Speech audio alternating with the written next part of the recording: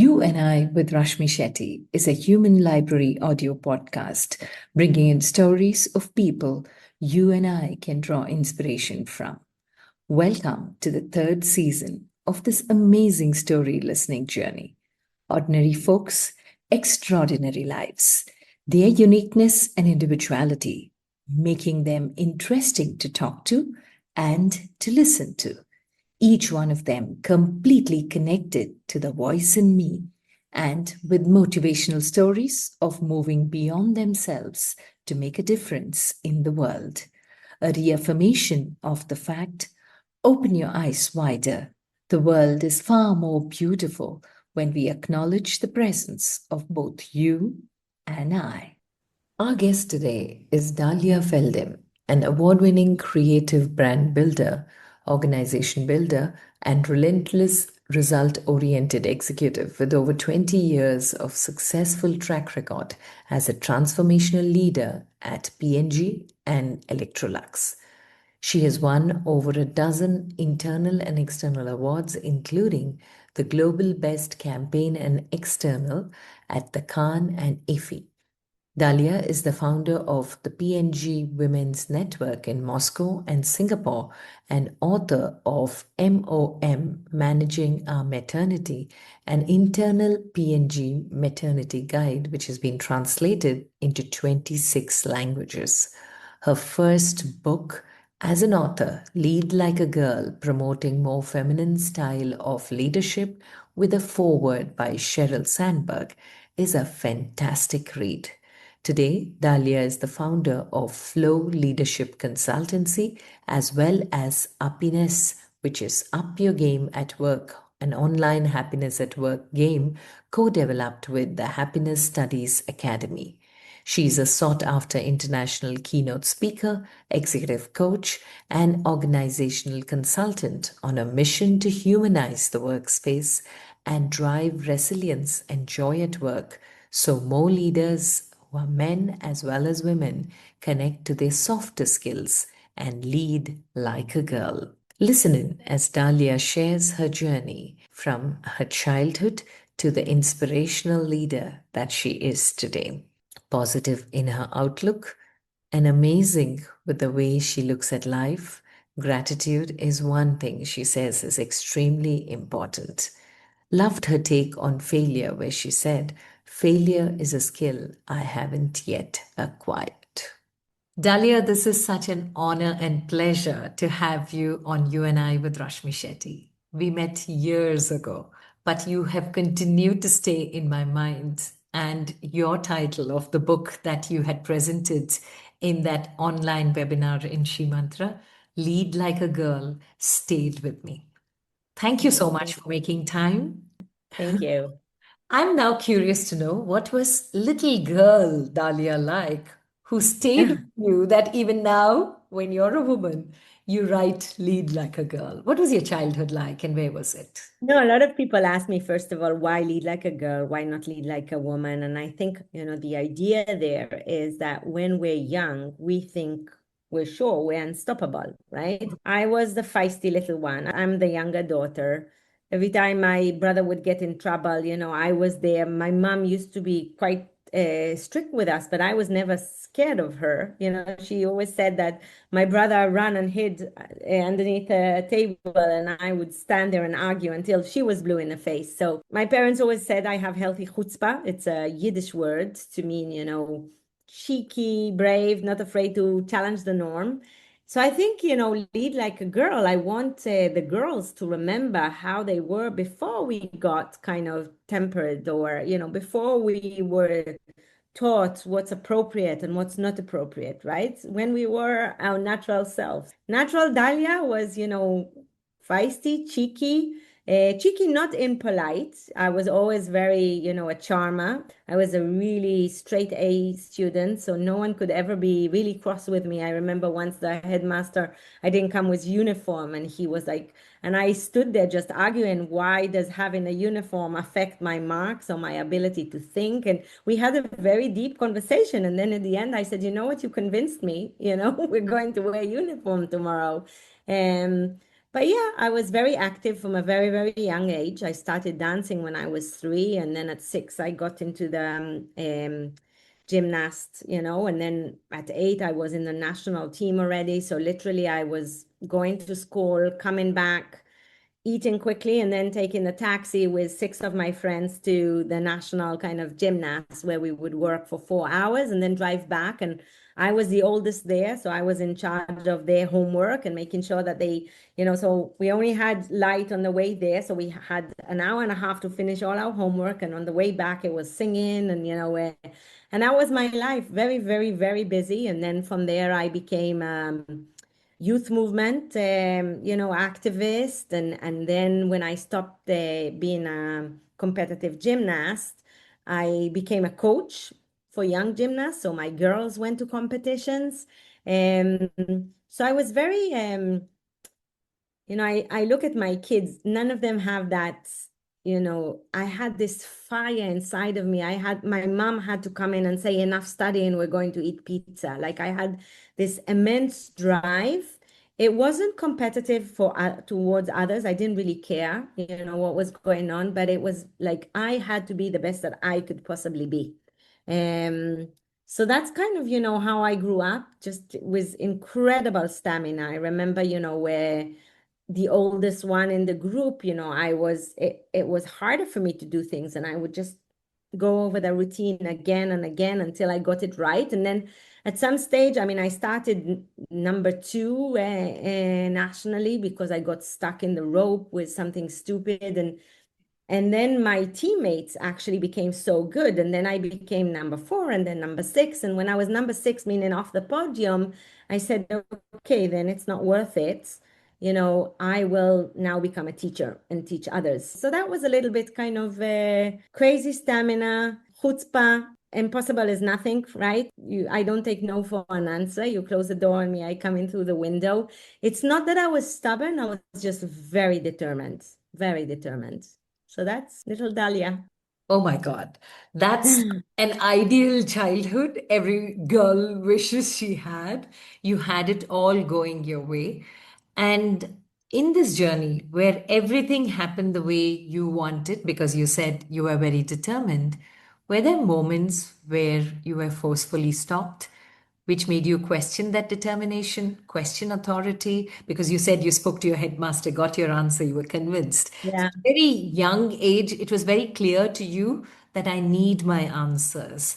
But as life progresses, as you get older, not everyone around you is patient to answer your questions. So, was this attitude seen as defiance at any point? Did you get everything your way as you carried on?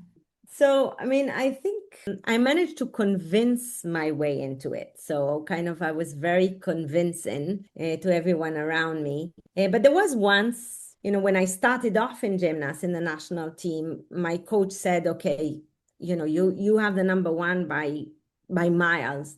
And then when the day of the competition, everything was fine. And then in the very last routine, I got stuck in the rope and lost half a point. And that exactly brought me into number 2. And I remember my coach came screaming and shouting, how come you never get stuck in the rope? And how did you miss the title? And blah, blah, blah. And I literally remember my mom coming in between us. And she said to the coach, what are you talking about? It's her first competition and she's already number 2 and we're going out to celebrate. Come join us. And, I think that was such an amazing, my parents were very, very enabling. My mom woke up at 5 a.m. to take me to competitions. And my dad was the funny one that got us excited before we go to bed. And my mom was like, don't get them excited before they go to bed and play horsey or whatever. A very fun and a lot of laughter. Birthday parties, my parents loved throwing, until today, I love throwing my kids crazy birthday parties with tons of games. And so, but that was the one example I remember where, I was like, I didn't like that feeling of disappointment that I disappointed my coach. So I wasn't a pleaser per se, but I didn't want to disappoint other people. So I always, and maybe it was her, maybe it was just me. I just wasn't happy that I didn't do the best that I could do. So I think that lesson was first of all, you can't control everything. Yeah. And until today, I kind of, if I look in myself in the mirror and say, you gave it the best, and that's good enough. You can't control the end results. And yeah, I got stuck in the rope. It happens. So I think that at a very young age, I had this kind of, what's important is that you give it the best and enjoy the game. Yeah. What happens after doesn't really matter. That's so true. And such a beautiful leadership thought right there, where the process is important, not the end result. And the more you focus on the process, that's where you improve as an individual. But as you continued into the corporate world, you moved and you got your MBA. Everywhere you were A plus as a student. But when you moved into the world of work, at home, your parents were really enabling. They gave you the best part of who you could be. But Yeah. the world outside is not the same. So, how did Well, you balance or find yourself in the world? first of all, after school, for us, army is compulsory. And I was a leader in the army. So at a very young age, I had a crash course in leadership. I was a girl commander, which I was always a tomboy. So it was actually interesting that I was a girl commander. And I learned a lot about leadership. And I had, girls from tough backgrounds and how to talk to their heart and turn them around and make them great, soldiers. So I was in charge of basic training when they come in. So that was kind of a really important learning journey for me. And then I studied at university. And yes, I loved studying. It was kind of, I remember literally enjoying creating mind maps, Mm. okay, of each chapter that I'm told are still sold until today, because it was just, I learned, in psychology, because that was what I was studying, how you kind of organize materials and memory. And it's all about creating, like I had a very visual memory. So it was about creating a mind map of the whole chapter. And it was just so sophisticated, these mind maps. I think I have them until today. And so I really enjoyed, I wasn't the fastest to grasp material. I remember I used to sit in the study and kind of really ask questions, but then I got it really deep so that when exams came and they were really difficult material, I had very creative ways in solving them. And then also in my career, I must admit the first 17 years I spent with Procter and Gamble. And I write about Procter and Gamble a lot in my book because I think it's a company, it's a very value-driven company. And, people, the essence of the culture is take care of the people and the business takes care of itself. And it's very, very prominent. So, you need to spend 50% of your time taking care of both of your own development, going to courses, etc. And then when you develop, start interviewing and then start training. And I became actually a training junkie. I love training so much. So I trained everything from memorizing to people skills. And I must admit, I mean, it wasn't that all my bosses were perfect, but the culture was so prominent that I really thrived. I mean, I am very, very blessed to have seen what a company looks like when I gave 200% and I never felt like it was work. Some days we stayed until 4 a.m., ordered pizzas. We just loved it. It was just, we were writing business reviews, and my boss at the time, Alex, said, okay, we're not going to waste 2 months like the other teams. We're going to try and crash it into 2 weeks. So literally we moved into the office with sleeping bags and we did business results and review in 2 weeks. And then we went back to the business and, we just took it with so much fun. It was just fun. And I very early knew that my purpose is about empowering people. So the company really allowed me both as, a trainer, but also in my role as a marketing director, doing campaign. I mean, I started off in India with Kadam Baraija. I hope I said it correctly. Keep Yeah. striding forward. A campaign we did for Whisper, which was all about women empowerment. So even in my work, and then later on, we brought it to the global team and created Run Like a Girl. So 17 years, it was very good culture. We had every time I was head of the women's network. I then opened the women's network in Russia and Singapore. And when we had any type of misconduct, it was handled so well, so swiftly. You know, people would come to me for two things. I mean, I was like, Dalia, I need to speak with you. It was like either you're pregnant and you want advice on parenting, or something at work, and I would help her, as head of the women's network. And I think, I helped fire several people on misconduct, right? It was very swift. It was very clear. This is how it should be. This is what's not aligned with our PVPs, our purpose, value, and principles.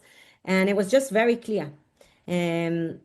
So I felt the whole world is like that, actually, and I think the first time I met a reality that's very, very different. I mean, I had it a little bit in P&G towards the end. I had one boss that was very, very difficult, and that was part of the reason I left P&G. But then I moved into another assignment, and that's when I got kind of the universe's gift, I call it, for learning what it could be, what leadership could be when it's not done properly, right? So I call it a gift. It took me a while to realize that it was a gift, because basically I got a bully boss. I can't describe him in any other ways, because he was very clearly and obviously a bully. Not only for me, towards me, towards everyone in the team, but I was the only woman, I mean, except for HR. And I also was a feisty little one, so I answered back, right? Like I know how to. And so we started this dance of death. Later on, I studied it and I did my thesis on bullying, and it's basically where he wanted my appreciation and I was just not able to give him any appreciation. So that kind of, and I wanted his appreciation and he was determined not to give me.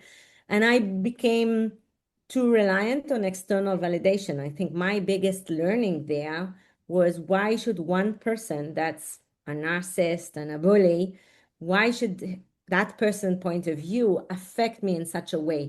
Yeah. And I allowed it.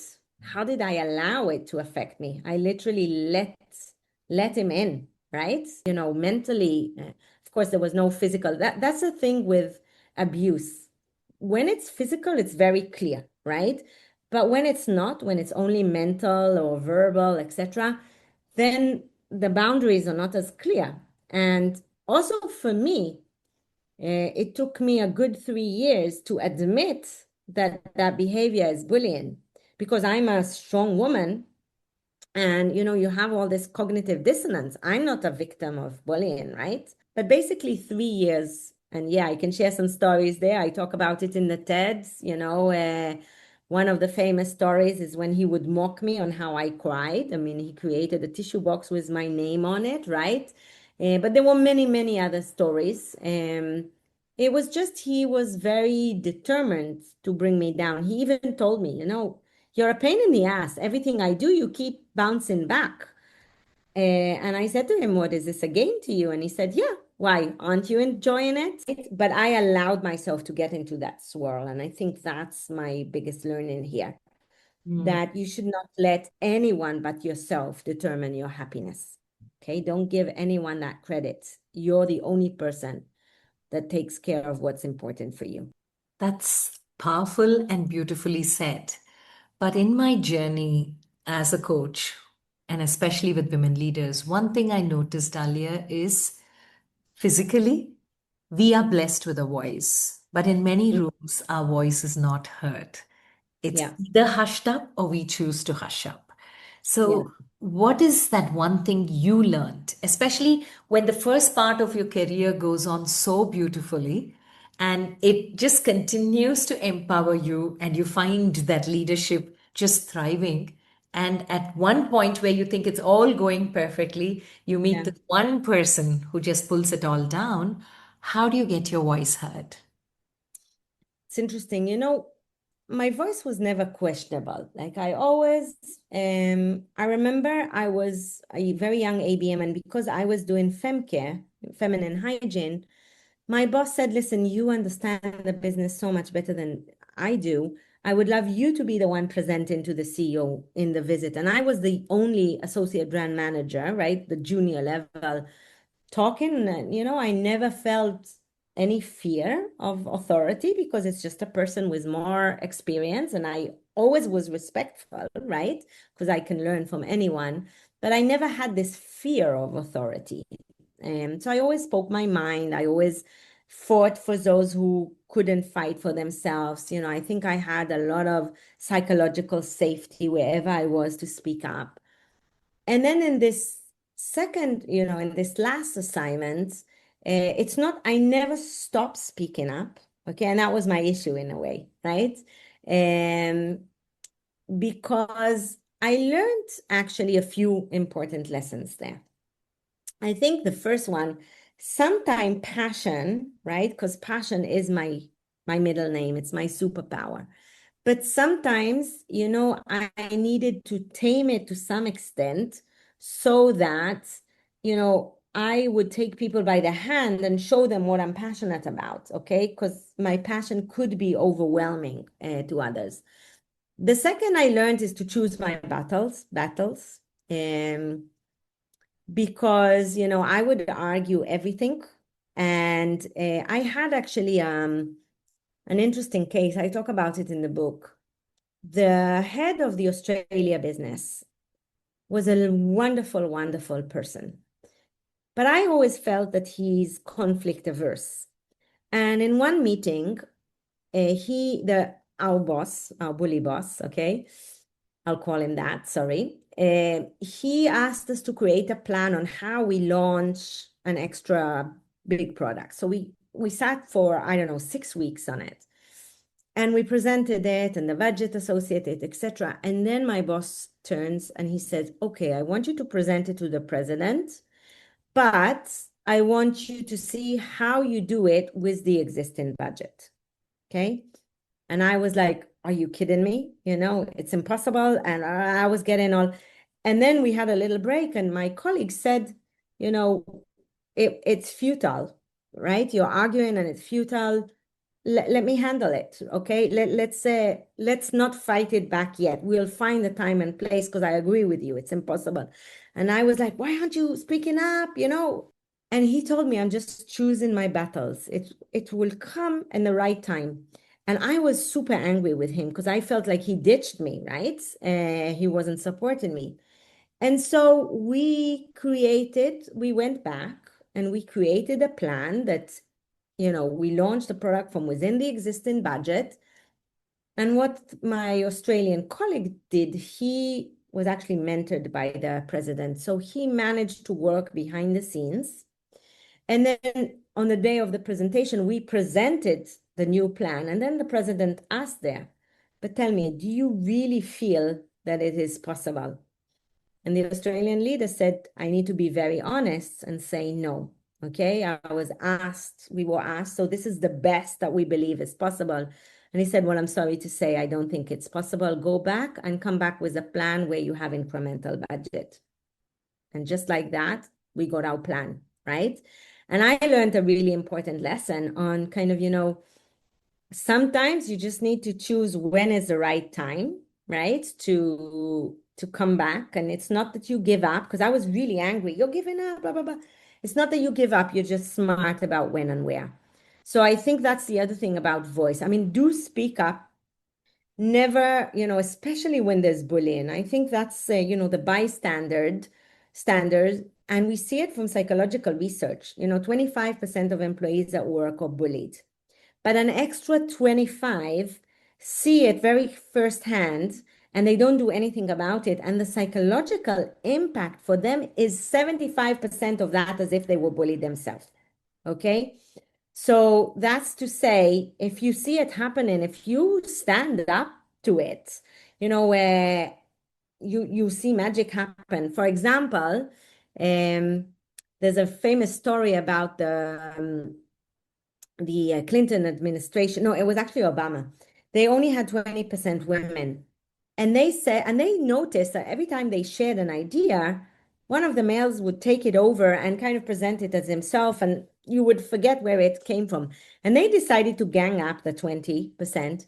And every time someone said a really smart idea, they would hype her up. Wow, that's such a smart. So no one will forget where the idea came from. And they later also, there was something about women are stopped mid-sentence more often than men. McKinsey research shows that it is perceived that women are less succinct than men. It's not true. Women on average speak the same number of words per sentence, okay, and in general. But it's perceived, okay, because socialization, encourages us or educated us that women are quieter. So when they do speak up, it does seem that they're less succinct. And so they are cut mid-sentence more often. And so when I was doing some training for our team in Australia, we kind of adopted this idea of speak up and just say, let her finish. Okay, so if you're in a meeting and you see someone else being cut mid-sentence, find the opportunity to say, thank you, but you were cut mid-sentence. Would you like to finish what you would say as a colleague? And it was such a powerful thing because the person didn't, even if he did it unintentionally, he noticed that he cut someone off. And it became such a let her finish. They ended up doing t-shirts with let her finish. So I think that's also part of the, having a voice and speaking up when you see wrongdoing. Okay, that's why there's so many women whistleblowers, right? But speak up to the level. You said, okay, if you're seeing that it's completely futile, you're not able to find a way to work. I think that's the other thing that I learned a little too late, that decisions are not made in the room when the data is shared. Decisions are made before, okay, in the run up towards that critical meeting. And I didn't realize that. I was coming and focusing only on sharing my points in that meeting while everyone was kind of doing the lobbying on the way, doing.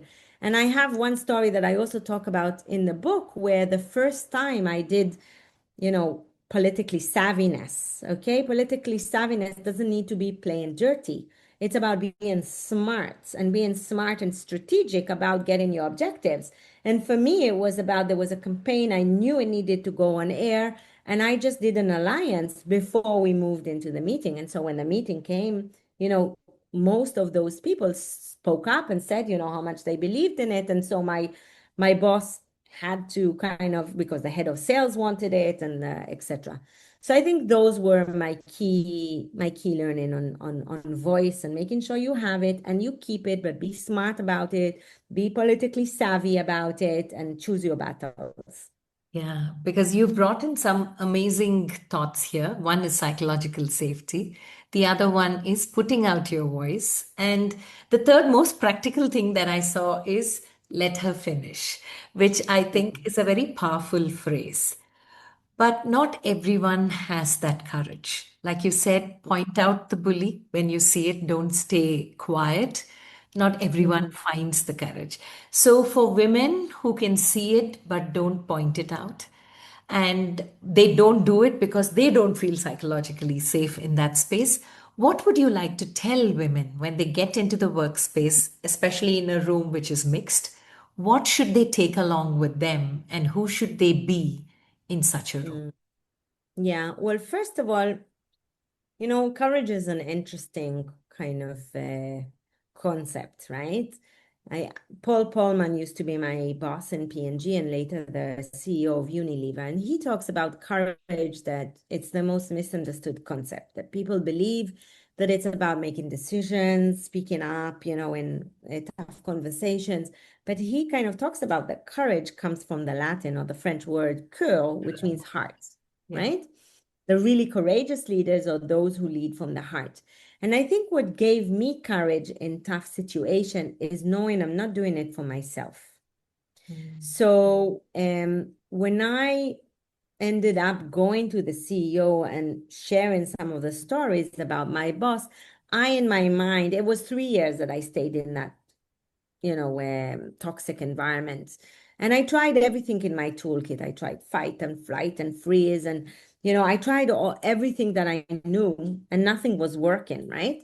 And at some stage, I realized that we were in a big meeting. I just realized that it was hurting my team already, that I needed to go, that there's something in the dynamic, that I needed to go. There was too much toxicity here. But I decided that I'm going to have an exit interview. And the reason I did is that I realized if I'm going to leave just like this, he would continue and find the next person to bully, right? And turn someone else's life miserable. And that's what gave me courage. The idea that I'm not doing it for myself. I literally said to myself, I'm doing it for the sake of all the women in the organization. And I spoke about this story in TED. Imagine, right? The TED has 250 million, Yeah. 250,000 views to date. I never thought that it would have so many views, but when I was going, it was a hall of 1,000 people, and I knew maybe 10,000 would view it. I was shaking, right? And I kept reminding myself that it's not a story about me or him in any way. It's a story about all those women out there, okay? That hopefully it would give them courage to speak up. Hopefully, and the beautiful thing is I got so many calls from women that got courage to do some kind of big move. For men that, I tell the story of how first time I cried in the office with my first boss, he told me, never be embarrassed. It's a sign of passion and not a weakness.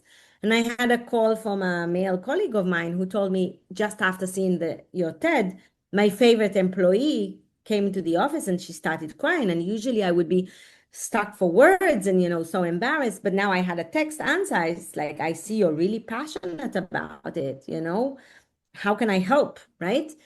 So he was like so grateful. And I even had a call from this guy in Australia that told me, I saw your TED. I wanted to say thank you. I realize I'm an asshole. What do I do? Right?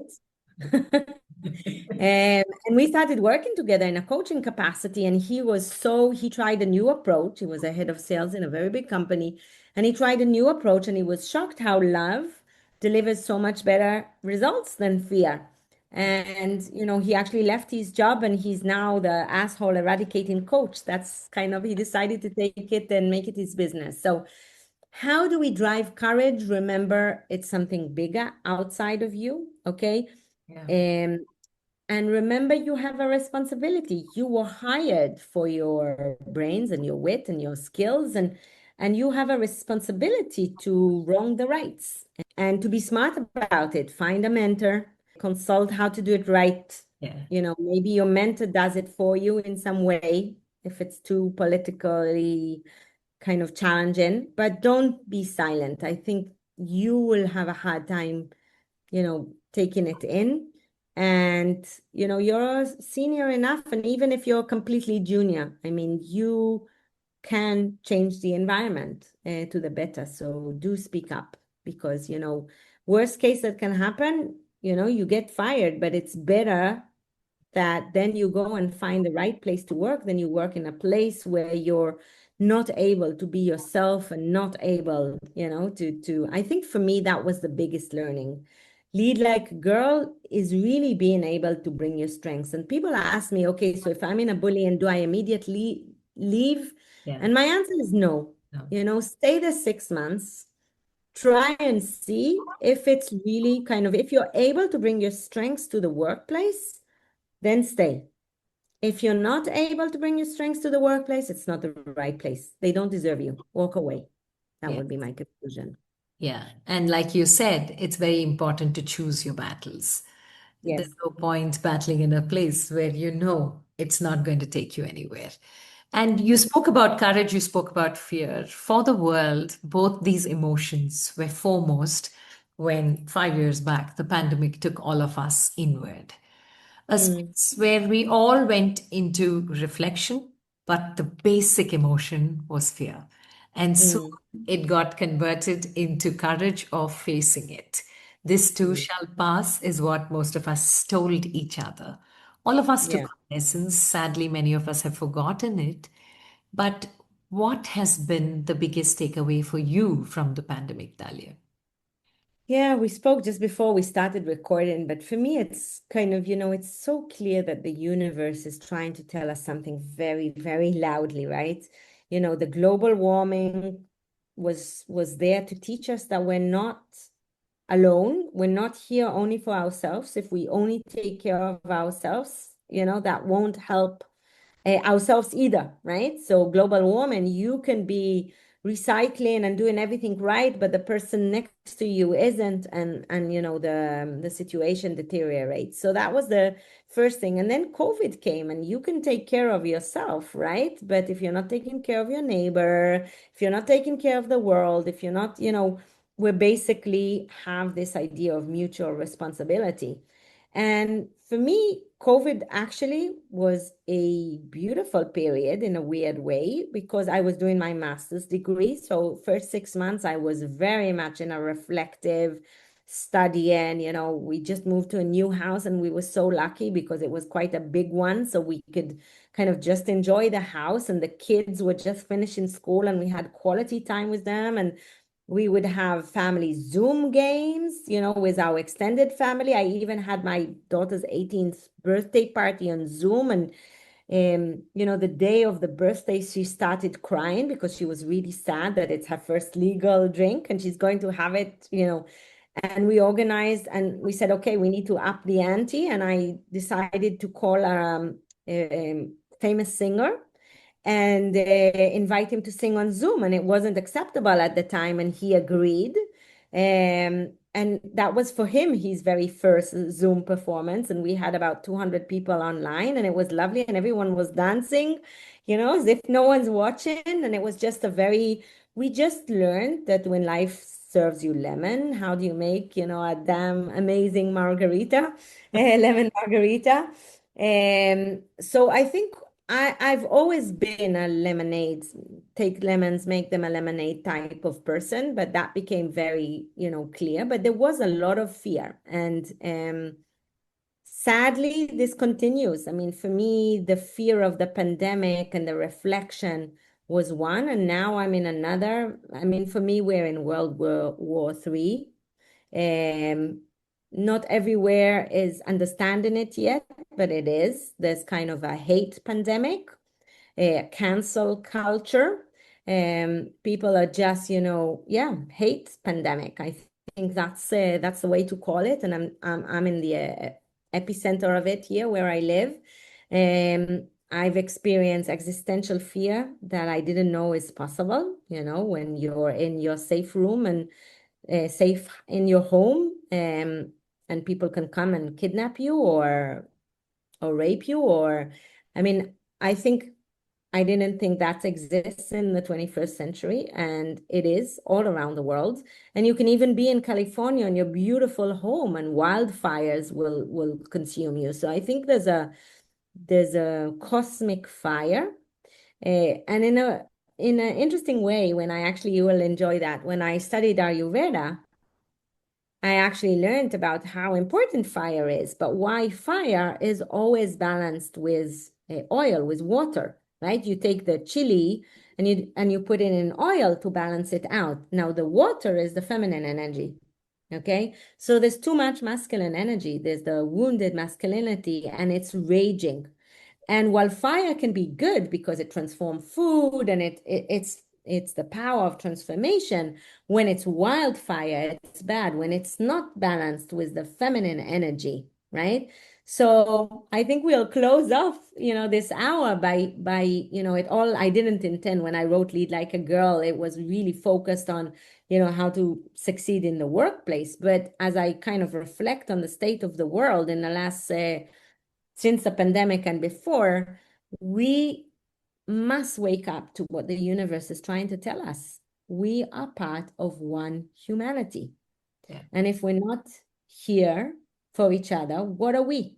Okay, in a nili-mili. So if I don't have me, who do I have? But if I'm only for myself, what am I? Yeah. Right? So on the one hand, yes, you own your happiness. Okay, and you own taking care of yourself. But if you only take care of yourself, who are you? And I think that's what Lead Like a Girl is all about. Yeah, yeah. And bringing that feminine energy now is the need of the hour for sure. But what Yeah. I'm curious about, Dalia, as I see you, is that Om on your chain, the Mhm. pendant that you're wearing. It's the primordial sound for us in India, and Om is also a breathing technique that we have. And it's a very auspicious word for us. And what is your connection with it? I'm, I'm just curious. So I'm hyperactive. Okay. It's funny. I only identified myself. I only did the tests recently, and all my friends are like, but of course, right? I process information 6 times more than the average. I'm always kind of, and um, a few years back, so 15 years back, I started practicing yoga. And for me, that was transformational. That was the only time where I stopped and, focused only on myself and the breathing and reflection and, even stopping the thoughts, okay, those 6X thoughts. And it became so powerful. When I learned something that I'm really passionate about, I became a teacher. So I became a yoga teacher 10 years back in Singapore. I feel, it really complements, I started in marketing and now I do organizational psychology and all the spiritual world of yoga. I also do theta healing and other things. I always joke and say my feet are in the ground, but my head is in the cloud. I really like the science, even my coaching course, I did brain-based coaching. Okay. I like this, connecting east and west and, Yes. left brain and right brain. So yeah, I just saw it on a friend and she made it in India and I kind of hinted very loudly to my husband and he made that for me for our wedding anniversary. And, once a day at least, without even noticing, every time I touch it, I kind of condition myself to say, slow down, breathe. Okay, because I'm very much in the doing, but the doing is not worth anything if you don't spend time reflection, right? Action without reflection is futile, right? It's all about really spending time. And so for me, I teach yoga once a week here in my village. I teach yoga in our retreats, in our Lead Like a Girl retreats that we started running. And yeah, people are quite surprised because I'm such a, high power, executive. And this is my way to kind of ground, because I think that's the whole story, right? This is the masculine energy, the feminine energy, the left brain, the right brain, Yeah. because that's, the only definition of happiness is wholeness, says Helen Keller. So for me, yoga is part of this wholeness. Yeah. And it's also the being and completely accepting the being of who you are. Very Yeah, completely. beautiful. And as we come to a conclusion with this conversation, a normal question I ask is three life lessons that you'd Mm, like to leave us with. wow. Yeah, one thing that kind of defined me is the don't take no for an answer. Okay. I mean, my book was rejected, I don't know how many times before it landed. And, everything I've done in my life, and I'm just moved into this beautiful house and I'm just looking out on the ocean. It's always my 10 fingers. I didn't take anything from my parents from when I was 10, because I never took no for an answer. You close the door, every door that closes is another window that opens. So, for me, that's just find your way, the smart way, just like water, to go even to the toughest surfaces. So I think that's the first one. The second, and this is more for parenting kind of a thought, but be there for the moments that count and make the moments that you're there count. Your kids will forgive you if you miss a dinner once in a while, but try and be there for the important moments, right? The birthdays, the plays. And I went to hoops to be there for the, important moments. But even more important, and this is going back to the being, make the moments that you're there count. So I was very conscious about coming in, closing the phone, putting it in my bag, and for 2 hours, no one will die. I am with my kids. I will go back to the computer and solve all your issues in 2 hours. Don't call me. I'm there. 6:30 to 8:30, I'm not available. And I think that's a very one we forgot because we have too much, this addiction to the phone. And me too. I also get there, but I remind myself, right, to be present, because it's the present. The presence is the present, right? So that's kind of, the second. And I think connected to that, and that's kind of my life motto, is the thought of have an idea of where you're heading. Okay, meaning set goals once a year. I sit down and I write my vision and where I want to be. And that's why I'm sitting here looking at the ocean. This is a dream that I had for years, right? And my heart is bursting because I'm here. And I always set goals, okay? So have an idea of where you're heading, but don't forget to enjoy the view and the way, okay? Yeah. Meaning sometimes we're so obsessed with the purpose and we're not realizing that happiness is not getting what you want. It's wanting what you already have, right? And I think gratitude is a very, very big life lesson for me. I mean, every moment, every challenge, I've learned to embrace it as a gift. It's the universe telling me there's a skill I haven't acquired. That's it. Failure is just a skill I haven't yet acquired. So I think that's another kind of important life. So have an idea of where you're heading, but don't forget to enjoy the view and the way. Yeah, powerful, powerful. And what you just said, failure is just another skill that you need to acquire, is a beautiful way to look at how you look at life itself. Because life is constantly speaking to us like the universe and the world is. But most of us fail to pick those conversations. And Yeah. that's where reflective moments tell you where you are and who you can be. And I think keeping that girl in you alive helps you connect, because I loved how you started saying, as a girl, I was unstoppable. And I think as girls, all of us are unstoppable. We feel that we own the universe. And that's an amazing way to lead our lives. Thank you so much, Dalia, for this beautiful conversation. And Thank you, Rashmi. Lovely being here. love the way, because you and I stands for the uniqueness and individuality each of us carries. It doesn't matter where we go in life, but sharing our story in different points of life helps us reflect on how far we have come from where we started. And you never know who needs to listen to that conversation. We say you save one soul, you save the universe. So if one person decides to take a brave move and change their life to the better, for us, we did our job. Thank Yes. you, Rashmi. Thank you so much. God bless you and continue to inspire. Thank you. With that, we complete this episode of You and I with Rashmi Shetty. Do let us know if you know inspirational people whose story needs to be heard. You can write in at rashmi.thirdeye@gmail.com. That is rashmi.thirdeye@gmail.com.